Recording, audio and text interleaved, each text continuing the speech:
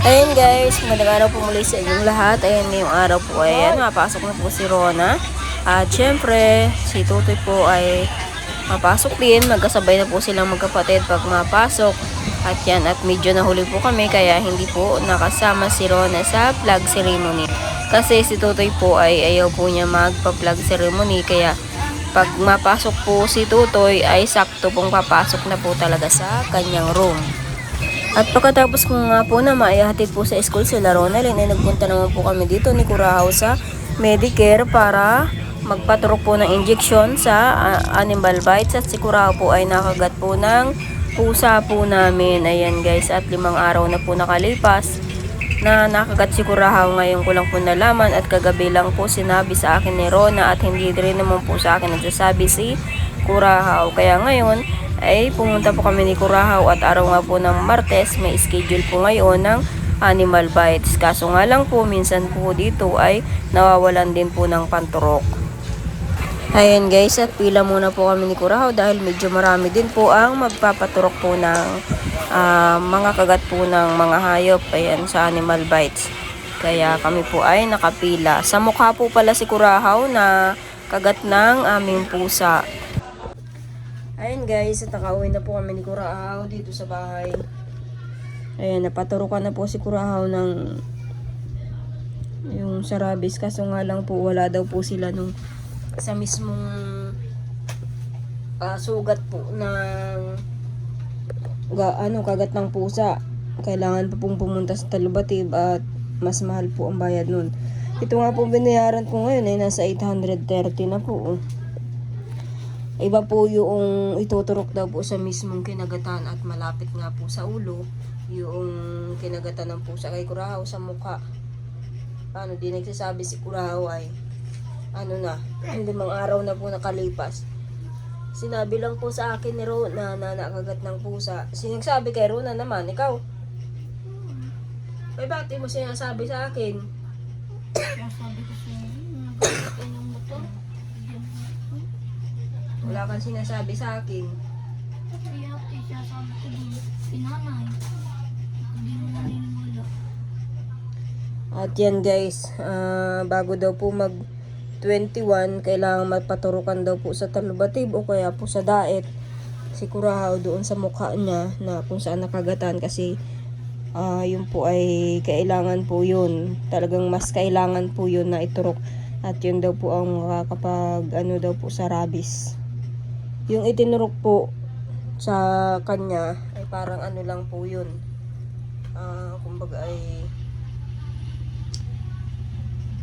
Kumbaga po ay pansamantala lang hanggat wala pa po yung itinuturok kay Curahaw dun sa mukha niya. Mas mahal po ang bayad nun. Dito po kasi ang singil po 2.5 po ang singil nila. Awang ko lang po sa Talubatib kung magkano. Talubatib po kasi papuntang Daet na po yun. Malayo na.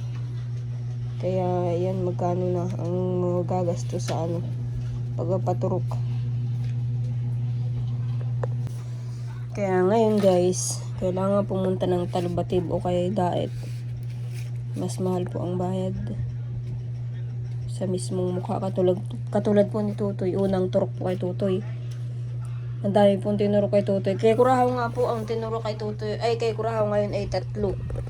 Tig-isa sa balikat, tapos isa sa puwet. Sa puwet. Sa puwit din naman. Sa pig-i lang pala. Dapat ay meron pa sa mukha kasi yan.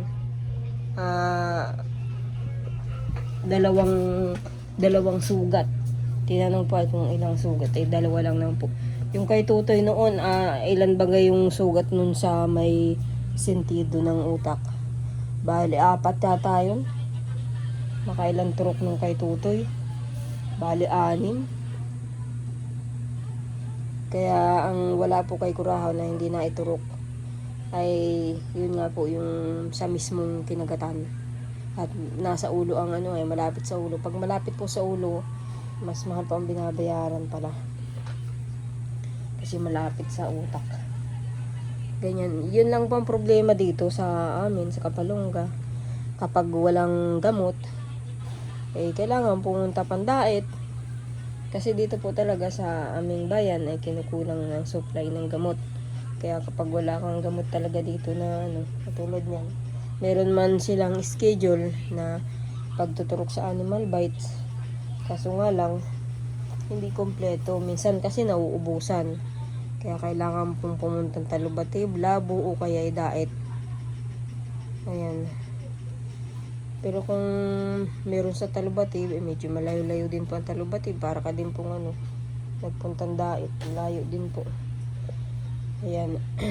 Yung nga pong pinangpaturo ko kay Curahaw ay hiniraman ko lang nga po yung pira na yun. At sabi ko gustong mapaturukan si Curahaw at naka-schedule lang po ang animal bites po dito sa amin. Tuwing araw lang po ng Martes at Biyernes.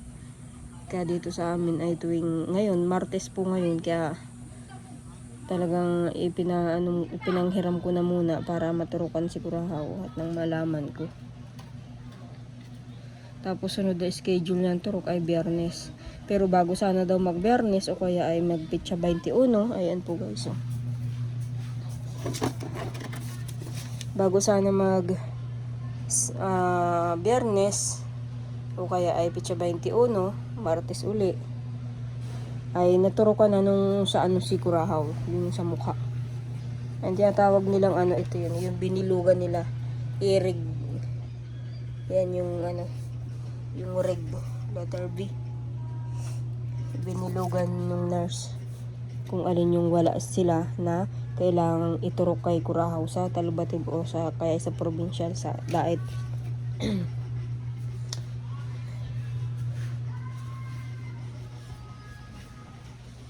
Ayan guys. Ewan ko baga po sa mga bata at kan. Si Curahaw po, hindi naman sa akin sasabi na siya ay nakagat. Hindi lang po sinabi sa akin ni Rona.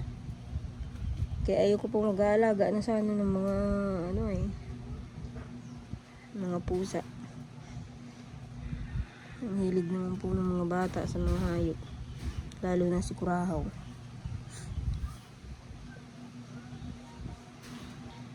Kahit nga po si Tutoy, hindi nga po natapos ang turok nung nakaraan at paano. Malayo po yung pinagpapaturukan. At isa pa, may bayad din. Nakatatlong turok naman po si Tutoy. Dapat po yun ay 4 na turok. Pero dito po sa kay Curahaw, 3 turok lang po yung sa kanya. 3 turok lang. 3 lang po. Kumbaga 3 beses kang babalik. Sa bagay, pang-4 po yung papunta sa Talubatib, sa Daet. Hindi ko alam kung saan kukuha. Tapos hindi pa rin po ako makapag-upload. Ngayon po ay araw ng Martes. Hindi makapag-upload at yung wifi po namin ay hindi pa nagana. Nagpunta nga po ng lineman dito ng wifi. Sabi po ay babalikan daw mamaya. Nawalan po kami ng wifi ay nung araw pa po ng Sabado, nung paglalaban namin ni nanay. Sabado, Linggo, Lunes, Martes na ngayon, 3 araw. Bukas, Merkulis, 4 na araw na. Kaya halos hindi po ako makapag-upload.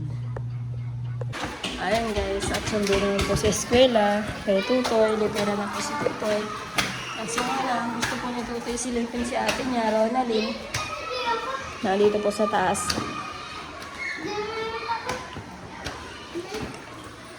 Nandun pa sa dulo, si ate, doon sa dulo.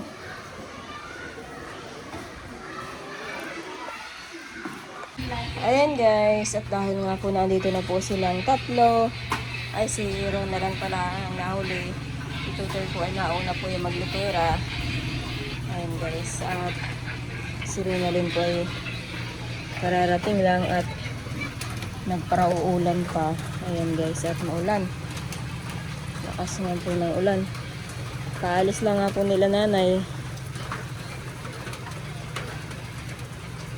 Buti nga po at yung tricycle nila ay nilagyan ng kaunting epoxy kasi natulo din po yun. At yun ay butas-butas galing lang po sa junk shop yung ginawang tricycle nila. Kaya pwede sila kahit maulan. Dagdagan lang ng FC. And guys, at nagluto na po kami ng ulam namin, tuyo. At nagsasaing naman po ako. Dahil hapon na naman. Ayan. Sasaing na po ako. Iga na po yan. Dito ko na po sinalang at dito po sa rice cooker ay nagkukusa po na magtaas kaya hindi po naluluto ang kanin. Kaya doon ko na lang po niluto.